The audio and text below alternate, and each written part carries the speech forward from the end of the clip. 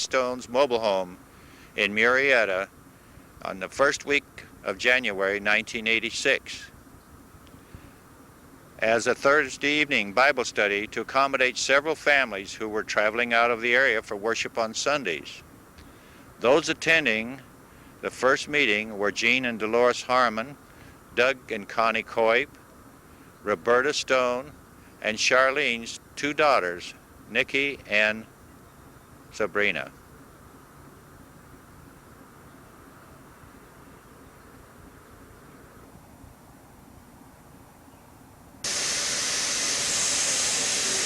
When the group outgrew Charlene's living room, they moved to the Rancon building on Front Street, Temecula, for Thursday Bible study with the support and encouragement of the Sextons and Burtons of Hemet.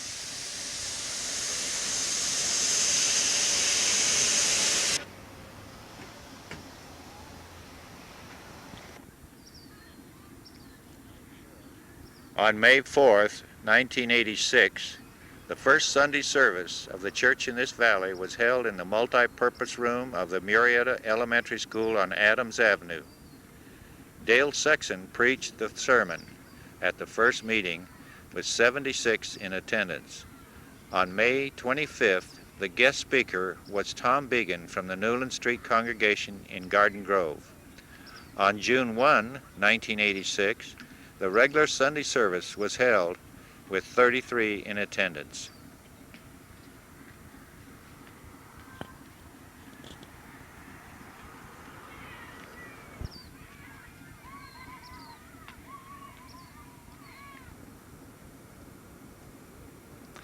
On June 22, 1986, a new location was found in Jeff Henry's insurance office at 28069 Diaz Road in Temecula. By December 7, 1986, the attendance was 60, with a contribution over $500. Various men spoke, with Dale Sexton speaking most frequently.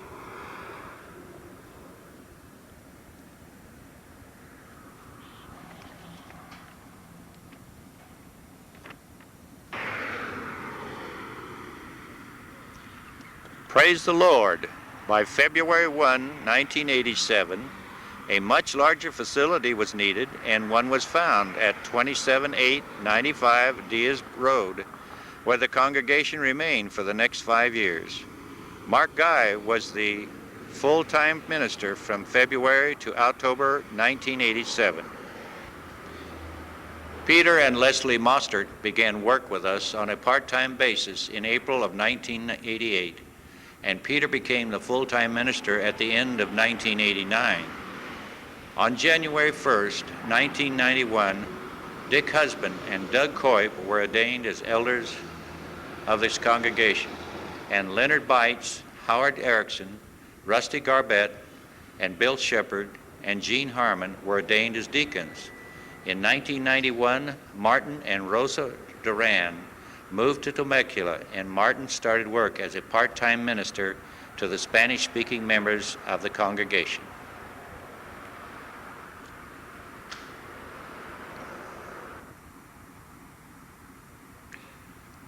From January 1992 to April 1993, we met in the Temecula Valley Playhouse at 26111 Yanez Road in Temecula.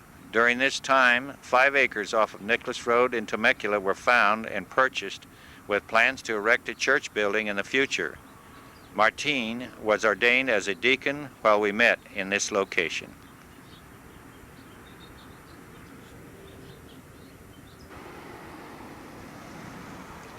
On the move again. In April of 1993, we moved to a commercial building at 41607 Enterprise Circle North in Temecula, which accommodated worship, Bible study, classes, a fellowship room, and an office. There were 245 present at the first meeting. On November 6, 1994, Tom Began was ordained as an elder and Jim Block as a deacon. Peter Mostert left for the work in Yucaipa in December of 1995. Bob Chandonnet took on the work of delivering Sunday sermons, while a search was conducted for a new full-time minister and continued until Doug and Julie Cole came to work with us on September 15, 1996. On September 28, 1997, Scott LaFerny and Wade Thomas were ordained as deacons. During this time, 4+ acres on Lincoln Avenue in Murrieta were purchased as a suitable location for our much sought-after building for the glory of God.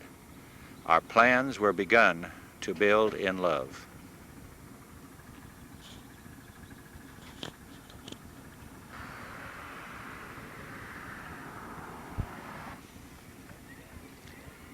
Because of rapidly rising rental costs at Enterprise Circle and our desire to be good stewards of God's money, on July 28, 1998, we moved to Chevalier Middle School on Lincoln Avenue in Murrieta, just down the street from our Lincoln Avenue property.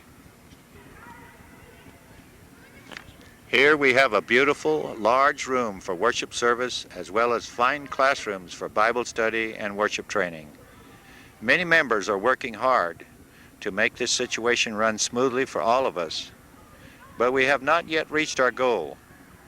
Our goal next week, with God's help and guidance, is to provide the funds to build a permanent building to the glory of God, a home for this congregation, an end to our travels where we can provide for our children, our young people, our senior saints, for an outreach to our community, for a serious missionary ministry, and all to the glory of God.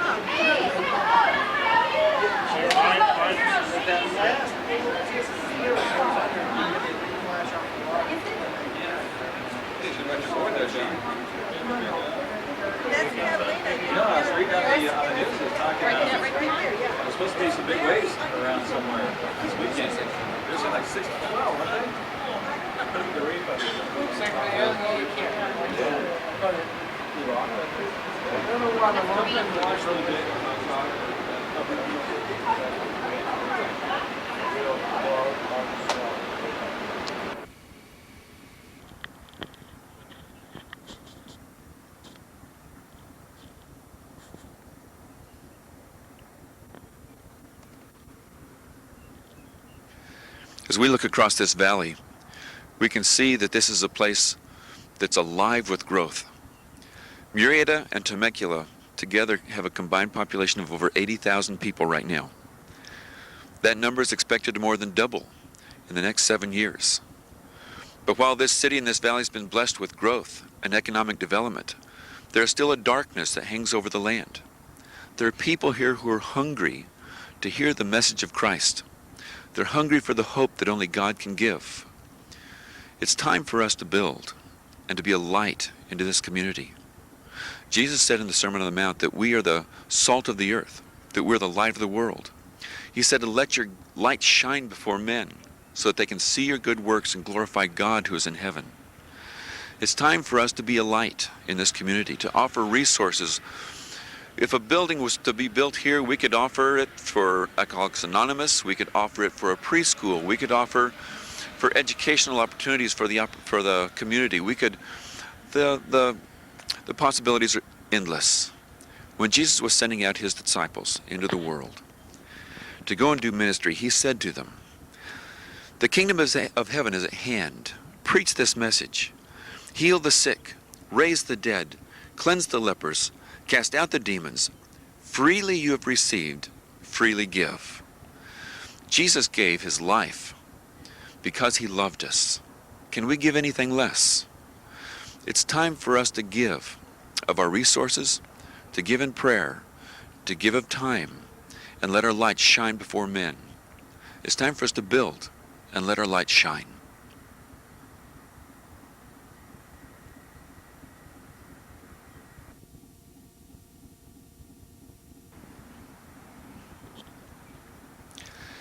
As we look across these hills, we can see that this is a place that is alive with growth.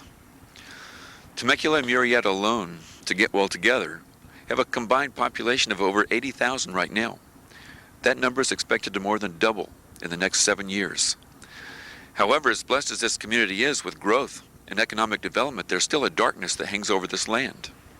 People are hungry to know the hope that only God can give. Jesus said in the Sermon on the Mount that we are the salt of the earth, that we are the light of the world, that we should let our lights shine before men so they can see our good works and glorify God who's in heaven. It's time for us to build and let our light shine. Just before Jesus sent his disciples out into the world, he said this to them.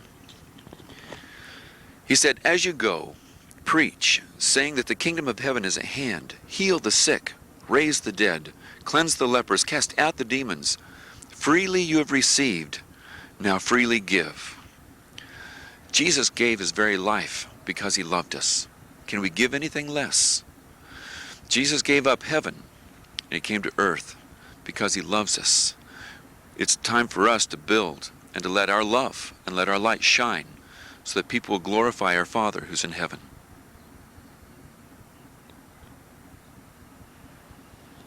And let me think here. As we look across these hills, we can see that this valley is alive with growth. Murrieta and Temecula together now have a population of over 80,000 people, but that number is expected to more than double in the next 7 years. But as blessed as this community is with growth and development, there's still a darkness that hangs over this land. People are hungry to know the hope that only God can offer them. Jesus said that we're the light of the world. And we need to let our light shine before men so they can see our good works and glorify God who's in heaven. Just before Jesus sent his disciples out to minister to the people in the land, he said this to them. He said, "As you go, preach, and say this, the kingdom of heaven is at hand. And then heal the sick, raise the dead, cleanse the lepers, cast out demons. Freely you've received, freely give." Jesus loved us, and he came to this world, and he gave everything. Can we give anything less? God has blessed us with his property. It's time for us to build and let our light shine before men so they'll glorify our Father in heaven.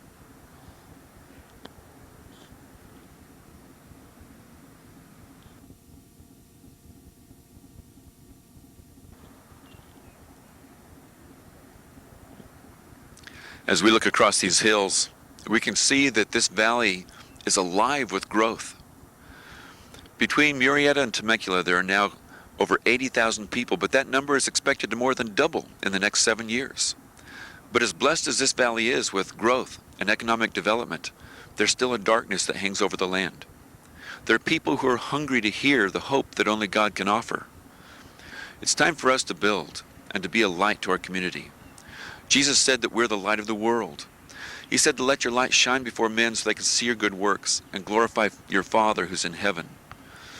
Just before Jesus left, when he was sending his disciples out to do ministry, he said this to them. He said, as you go, preach and say this, the kingdom of heaven is at hand. Heal the sick, raise the dead, cleanse the lepers, cast out the demons. Freely you have received, freely give.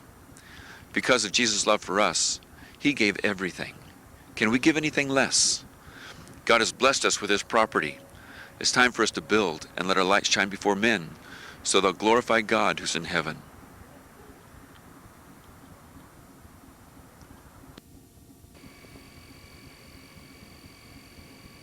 Nos entretengamos las dos, esta hora y la siguiente, en una ocasión muy importante que pasó Cristo aquí en la tierra.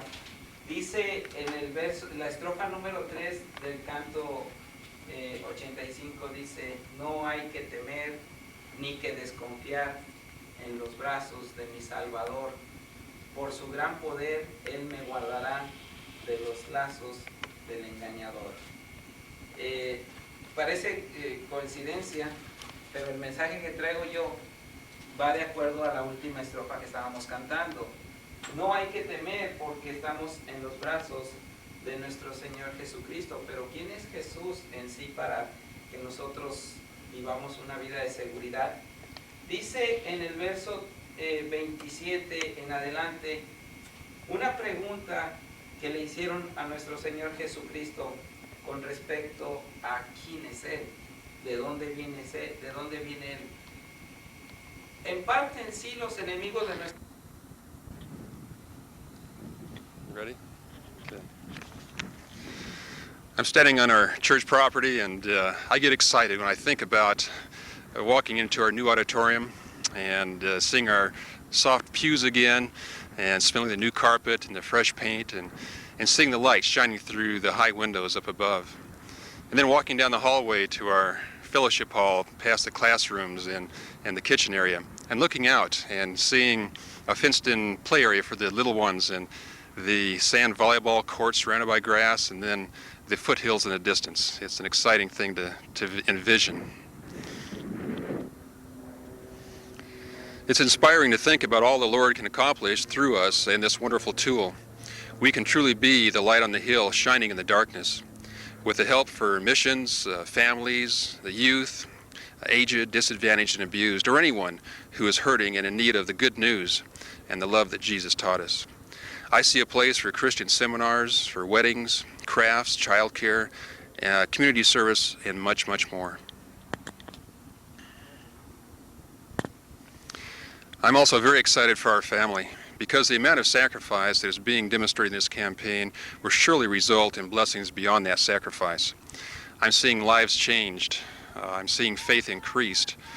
I'm seeing a lot more prayer, and also people just getting closer to God. I'm so proud of this church family, the things that they have done, the trust that they put in God in this challenging campaign.